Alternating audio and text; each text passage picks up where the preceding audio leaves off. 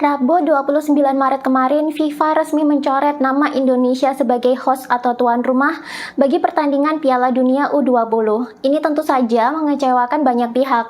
Tak hanya mengecewakan para pemain dan pelatih yang sudah berusaha keras berlatih jauh-jauh hari, tapi banyak rakyat Indonesia juga kecewa dan marah melihat pembatalan ini.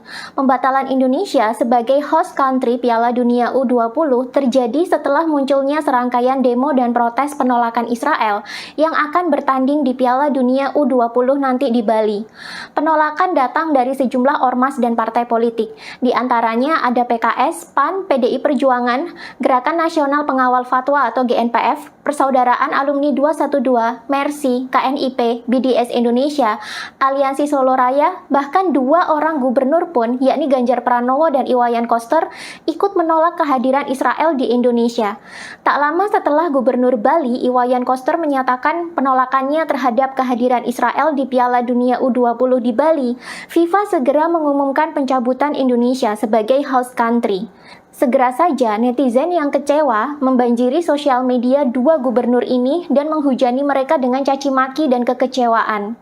Iwayan Koster sendiri mengaku kepada media bahwa alasan ia menolak kedatangan Israel adalah karena ketakutannya dan trauma dia atas peristiwa bom Bali yang melanda Bali lebih dari sekali beberapa tahun yang lalu.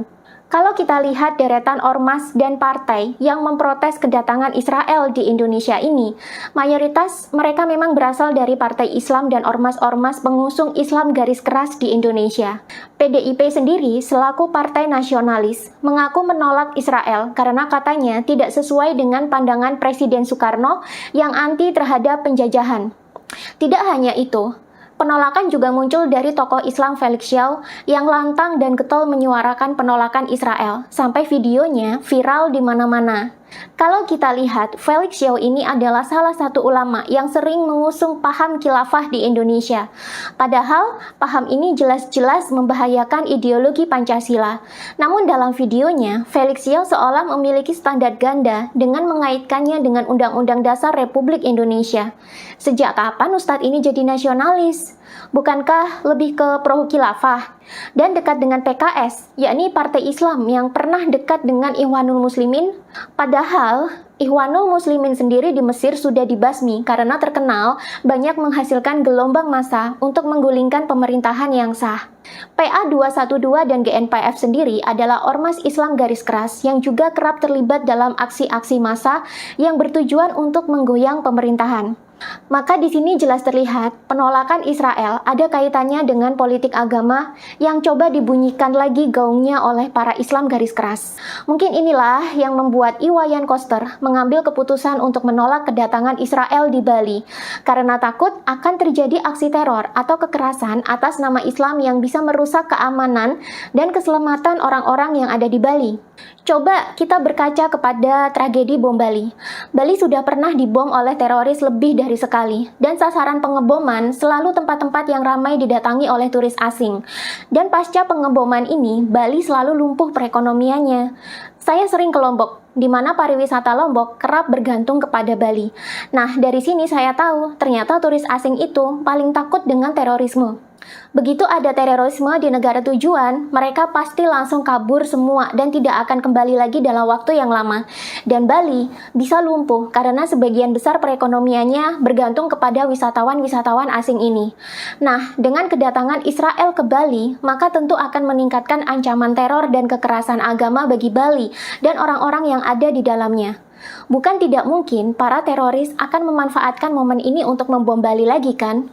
Apalagi mengingat yang memprotes Israel itu kebanyakan ormas, partai, dan tokoh Islam yang radikal.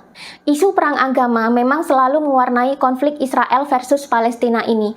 Walaupun sudah banyak tokoh dan kreator yang menjelaskan bahwa perang yang terjadi di Palestina ini bukanlah perang agama, melainkan perang kemerdekaan dan perebutan wilayah. Berita ini selalu kalah dengan gembar-gembor isu agama yang lebih ramai mewarnai konflik Israel versus Palestina ini.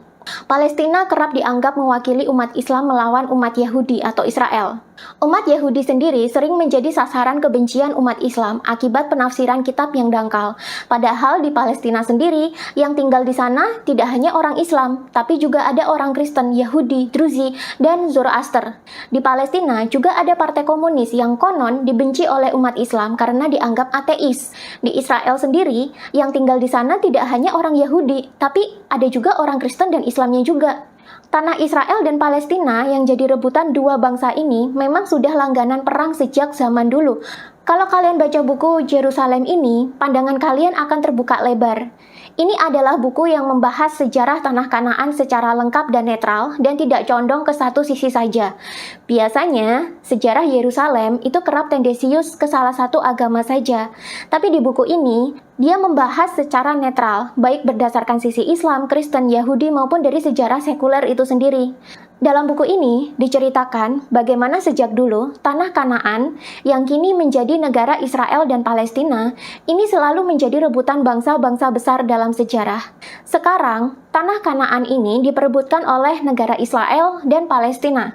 Sebelumnya, tanah ini pernah dijajah Inggris yang merebutnya dari kekuasaan Turki Ottoman. Sebelumnya lagi, tanah ini sudah dikuasai oleh orang-orang Arab karena orang Yahudi yang sebelumnya menjadi penghuni tanah ini pada kabur akibat diusir oleh Kaisar Hadrian dari Romawi. Jadi jelas tertera bahwa orang Islam atau orang Arab sebelumnya adalah pendatang di tanah ini, bukan pemilik asli. Sebelumnya lagi, tanah ini telah menjadi hunian bagi ratusan ribu orang-orang Yahudi sejak zaman Raja Daud dan berkali-kali pula diserang oleh bangsa luar untuk jadi rebutan.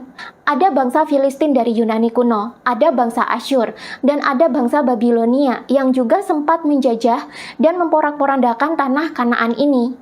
Selama masa dijajah oleh bangsa-bangsa yang berbeda-beda itulah, orang-orang Yahudi ini berkali-kali keluar lalu masuk lagi ke tanah Kanaan.